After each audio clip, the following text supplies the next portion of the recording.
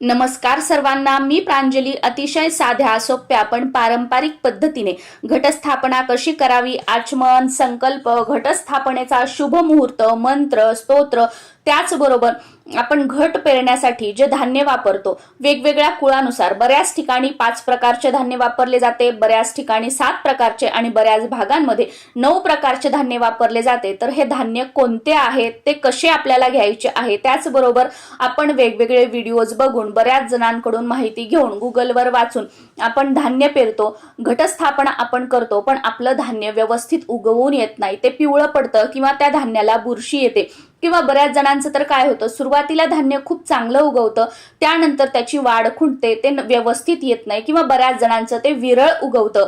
तर तुमचं धान्य जे आहे ते अगदी दाटसर, टवटवीत, हिरवगार उगवून यावं यासाठी कोणकोणत्या ट्रिक्स आपल्याला वापरायच्या आहेत, कशा प्रकारे धान्य पेरायचं आहे, धान्याला त्या पाणी कधी व कसं आपल्याला अर्पण करायचं आहे, अशी सगळी माहिती या व्हिडिओमध्ये शेअर करणार आहे. आणि सर्वात महत्त्वाचं की मंत्र, स्तोत्र जे आपण पूजा करताना म्हणतो, तर ते प्रत्येकाला संस्कृतमध्ये म्हणता येतील असे नाही. त्यामुळे मराठीमध्ये मंत्र, स्तोत्र म्हणून सोप्या पद्धतीने आपण घटस्थापना करणार आहोत. कारण देव हा भक्तीचा आणि शुद्ध भावाचा भुकेला आहे. किती शुद्ध अंतकरणाने आणि मनापासून आपण पूजा करतो हे महत्त्वाचं आहे. कोणतीही पूजा आपण मनापासून केली की ती देवापर्यंत पोहोचते. आणि सर्वात महत्त्वाचं, देव हा भक्तीचा विषय आहे, भीतीचा विषय नाही. त्यामुळे तुम्हा सर्वांना जमेल अशा साध्या सोप्या पद्धतीने घटस्थापना कशी करावी हे प्रत्यक्षपणे या व्हिडिओमध्ये मी तुम्हाला दाखवणार आहे. आणि एवढं मी तुम्हाला ठामपणे सांगू शकते की यापूर्वी तुम्ही कधीही घटस्थापना केलेली नसेल तर हा व्हिडिओ बघून तुम्ही पहिल्यांदा जरी घटस्थापना करणार असाल ना, तरी सुद्धा कोणतीही चूक तुमच्याकडून होणार नाही. कारण प्रत्येक एक गोष्ट मी तुम्हाला करून दाखवणार आहे आणि सविस्तरपणे ती सांगणार सुद्धा आहे. यंदा 2026 मध्ये 19 मार्च गुरुवारी चैत्र नवरात्रीला सुरुवात होत आहे आणि 27 मार्च रोजी शुक्रवारी चैत्र नवरात्रीची सांगता होणार आहे. 19 मार्च रोजी घटस्थापनेचा शुभ मुहूर्त हा पहाटे 6:53 पासून ते सकाळी 7:43 पर्यंत असणार आहे. एकूण 51 मिनिटे आहेत. या वेळेत जर काही कारणाने तुम्हाला घटस्थापना करणं शक्य नाही झालं, कारण सकाळची कामाची घाई गडबड असते, मिस्टरांना मुलांना डबे वगैरे देण्याची काही घाई असेल, तर दुसरा अभिजात मुहूर्त सुद्धा आहे. हा मुहूर्त 48 मिनिटांचा असणार आहे. हा दुसरा अभिजात मुहूर्त दुपारी 12:05 पासून ते दुपारी 12:53 पर्यंत असणार आहे. तर या वेळेमध्ये सुद्धा तुम्ही घटस्थापना करू शकता किंवा अखंड दीप सुद्धा प्रज्वलित करू शकता. काही कारणाने या दोन्ही मुहूर्तामध्ये जर तुम्हाला घटस्थापना करणं शक्य झालं नाही, अखंड दीप प्रज्वलित करणं शक्य झालं नाही, तर दिवसभरामध्ये तुमच्या वेळेनुसार कधीही तुम्ही घटस्थापना करू शकता किंवा अखंड दीप प्रज्वलित करू शकता. कारण हा घटस्थापनेचा पूर्ण दिवसच शुभ असणार आहे. घटस्थापना झाल्यानंतर नवरात्रीच्या 9 दिवसात तुमचा घट दाटसर, हिरवा, टवटवीत उगवण्यासाठी तुम्ही वावरी कशी घेताय हे महत्त्वाचं आहे. घट पेरण्यासाठी आपण जी माती घेणार आहोत त्याला इथे आपण वावरी किंवा वेदिका म्हणणार आहोत. तर ही वावरी कशी आहे त्याच्यावरच तुमचा घट कसा उगवणार आहे हे अवलंबून आहे. घट पेरण्यासाठी वावरी घेताना ती भुरभुरीत घ्यायची आहे. त्या वावरीमध्ये छोटे छोटे असे खडे असलेले पाहिजेत. ही वावरी कधीही चाळून घ्यायची नाही. तुम्ही जर वावरी चाळून घ्याल तर तुमचा घट पिवळा पडेल, त्या घटाला बुरशी लागेल, तुमच्या घटामध्ये चिखल होईल.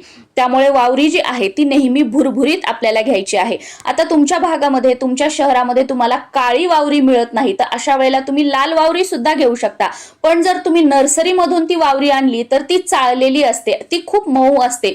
तर अशा वेळेला तुमच्या घराच्या आजूबाजूला, खाली सोसायटीमध्ये, गार्डनमध्ये वगैरे छोटे छोटे खडे असतात ना, ते तुम्हाला गोळा करून आणायचे आहेत आणि या वावरीमध्ये तुम्हाला मिक्स करायचे आहेत. किंवा तुम्हाला कुठे वाळू जर मिळाली तर ती या वावरीमध्ये मिक्स करायची आहे आणि ही वावरी जी आहे ती भुरभुरीत करायची आहे. आणि त्यानंतरच तुम्हाला धान्य पेरायचं आहे. तरच तुमचं धान्य दाटसर, हिरवगार आणि टवटवीत उगवेल. तुमच्या कुळाचारानुसार किंवा तुमच्या भागातील परंपरेनुसार तुमच्याकडे किती प्रकारचे धान्य घट पेरण्यासाठी घेतले जाते तेवढ्या प्रकारचं धान्य तुम्हाला घ्यायचं आहे. मी इथे 7 प्रकारचे धान्य घेतलेले आहे जे माझ्या घरामध्ये अवेलेबल होते. त्यामध्ये चणे, ज्वारी, तूर, गहू, साळी, हिरवे मूग आणि तीळ घेतलेले आहेत. तुमच्या कुळाचारानुसार किंवा तुमच्या भागानुसार या व्यतिरिक्त अजून कोणते तुमच्याकडे धान्य घेतले जात असेल तर ते तुम्ही घेऊ शकता, काहीही हरकत नाही. आजही गावाकडे प्रत्येक जण आपापल्या शेतामध्ये जे उगवलेलं धान्य असतं ते एकमेकांना देतं आणि ते धान्य सगळे मिळून घटामध्ये ते पेरतात. हे सर्व धान्य व्यवस्थित आपल्याला मिक्स करून घ्यायचं आहे, जेणेकरून पेरल्यानंतर ते दाटसर आणि सर्व धान्य उगवले येईल. हे धान्य घेताना असं टवटवीत धान्य घ्यायचं आहे, कीड लागलेलं धान्य घ्यायचं नाहीये. आता सर्वात महत्वाचं, घटस्थापना करण्यासाठी जो गडू आपण घेणार आहोत तो खूप मोठाही घ्यायचा नाही आणि खूप लहानही घ्यायचा नाहीये. तो गडू आणल्यानंतर पाण्यामध्ये भिजवून ठेवायचा आहे, जेणेकरून तो सगळं पाणी शोषून घेईल आणि त्यानंतर त्या गडूवर आपल्याला कुंकवाने स्वास्तिक काढून घ्यायचं आहे आणि 5 उभ्या रेषा ओढून घ्यायच्या आहेत, किंवा हळदी कुंकवाने 5 उभ्या रेषा आपण त्यावर ओढून घेतल्या तरी सुद्धा चालेल. बऱ्याच ठिकाणी त्या गडूला कलावा बांधला जातो त्याच्या कंठाला, तर तुमच्याकडे तशी पद्धत असेल तर तो कलावा सुद्धा तुम्हाला बांधून घ्यायचा आहे. आता घटस्थापना करण्यासाठी एखादी तुम्ही प्लेट घेऊ शकता, त्यामध्ये पत्रावळी ठेवू शकता आणि त्यावर तुम्ही घट पेरू शकता, किंवा तुम्ही एक प्लेट घेऊ शकता, त्यामध्ये एक दुर्डी ठेवू शकता आणि त्यामध्ये सुद्धा घट पेरू शकता, किंवा अशी एक मातीची प्लेट घेऊ शकता. घट पेरताना बरेच जण एक चूक करतात, ती म्हणजे पूर्णपणे त्या पात्रामध्ये माती टाकतात, त्यावर धान्य पेरून घेतात आणि त्यानंतर कलश किंवा जो गडू आहे तो ठेवतात. तर अशी चुकूनही करायची नाही. यामुळे तुमचा घट वाकडा होऊ शकतो, तो पडू शकतो किंवा तो लुडकवू शकतो. मग यासाठी काय करायचं, माती 3 इंचापर्यंत त्यामध्ये अगोदर टाकून घ्यायची, असा मध्यभागी थोडासा खड्डा करून घ्यायचा, त्यामध्ये तो गडू ठेवायचा आणि त्यानंतर ही साईडची जी गोल जागा आहे त्यावर आपल्याला धान्य पेरून घ्यायचं आहे. यामुळे काय होतं की आपला घट जो आहे तो वाकडा होत नाही किंवा तो पडणार नाही, त्यानंतर त्यावरचं नारळ पडणार नाही. जेव्हा आपण पूर्ण धान्य पेरून त्यावर हा घट ठेवतो ना, त्यावेळेला काय होतं, त्या घटाखालचं, कलशाखालचं धान्य असतं त्याला जेव्हा अंकुर फुटतात, मुळ्या येतात, त्यामुळे जो घट आहे आपला तो पडतो. मग असं आपण अगोदरच खड्डा करून घेतला, त्यामध्ये कलश ठेवला, तर आजूबाजूला जे धान्य आहे त्याला मुळ्या येतात आणि मध्यभागी खड्डा असल्यामुळे आपला घट जो आहे तो लुडकत नाही किंवा तो वाकडा होऊन पडत सुद्धा नाही. खाली सगळ्यात मोठी मातीची लेअर घ्यायची 3 इंचापर्यंत, त्यानंतर धान्य पसरायचं, त्यानंतर परत छोटीशी पातळ एक मातीची लेअर ओढून घ्यायची, त्यानंतर परत आपल्याला धान्य असं पेरून घ्यायचं आहे. धान्य टाकताना अगदी हलक्या हाताने टाकायचं, खूप दाट टाकलं म्हणजे खूप दाट उगवणार असं काहीही नाही. खाली व्यवस्थित टाकून घ्यायचं, त्याच्यानंतर वरती हलक्या हलक्या हाताने टाकायचं, म्हणजे जिथे खाली धान्य हे झालेलं नाही वरी ते कव्हर होतं, असं 3 वेळा करायचं. बघा आता हे कसं दिसतं, मध्ये काहीतरी धान्य आहे का नाहीये, याच्यामुळे आपला गडू कधीही असा वाकडा होणार नाही किंवा पडणार नाही. ही टिप लक्षात ठेवायची. आणि पाणी टाकताना हे बघा असं थोडंसं हातात घेऊन आपल्याला टाकायचं आहे. पूर्ण ग्लास घ्यायचा आणि ते ओतायचा खाली पाणी येऊपर्यंत, असं नाही करायचं. दुसरी पद्धत हे बघा अशी, एक फूल घेऊ शकता, ते पाण्यात बुडवू शकता आणि त्याने तुम्ही त्या घटाला पाणी घालू शकता. आता आपण मेन पूजेला सुरुवात करूया. सर्वप्रथम आचमन करायचं आहे. एक तामण घ्यायचं, पाणी घ्यायचं, डाव्या हाताने उजव्या हातावर पाणी टाकायचं आणि ते प्यायचं आहे आणि म्हणायचं आहे ओम केशवाय नमः. परत दुसऱ्या वेळेस डाव्या हाताने उजव्या हातावर पाणी टाकायचं, ते प्यायचं, त्यावेळेला म्हणायचं ओम नारायणाय नमः.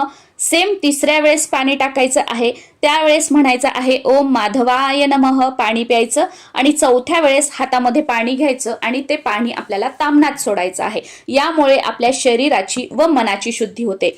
त्यानंतर आता आपल्याला संकल्प करायचा आहे. कोणतंही व्रत करताना संकल्प खूप महत्वाचा आहे. संकल्प करण्यासाठी उजव्या हातात पाणी घ्यायचं, हळद कुंकू घ्यायचं, अक्षता टाकायच्या, एक फूल घ्यायचं आणि म्हणायचं मी. तुमचं पूर्ण नाव घ्यायचं, तुमच्या गोत्राचा उल्लेख करायचा. गोत्र माहित नसेल तर काश्यप गोत्र म्हणायचं आणि बोलायचं माझ्या सर्व कुटुंबाला क्षेम, स्थैर्य, आयु, आरोग्य, विद्या, ऐश्वर्य प्राप्तीसाठी, वर्धनासाठी, सर्व दुरित उपशमनासाठी, अशुभ शक्तींचे भय, उपद्रव निवारण्यासाठी, आर्थिक सबलीकरणासाठी, आदित्यादी सकल ग्रहपीडा शांतीसाठी, त्रिविध ताप निरसनासाठी, तसेच श्री कुलदेवी व श्री कुलदैवत व श्री सद्गुरूंची अखंड अचंचल अभेद्य भक्ती, सेवा व सानिध्य प्राप्तीसाठी, प्रतिवर्षी कुलाचाराच्या अंगभूत श्री घटस्थापना, अखंड दीप प्रज्वलन आणि तुम्ही जर दुर्गा सप्तशतीचे पाठ करणार असाल तर ते किती पाठ करणार आहात त्या संख्येचा उल्लेख करायचा आहे, किंवा दुर्गा सप्तशती पाठाशिवाय अजून जर तुम्ही कोणती सेवा करणार असाल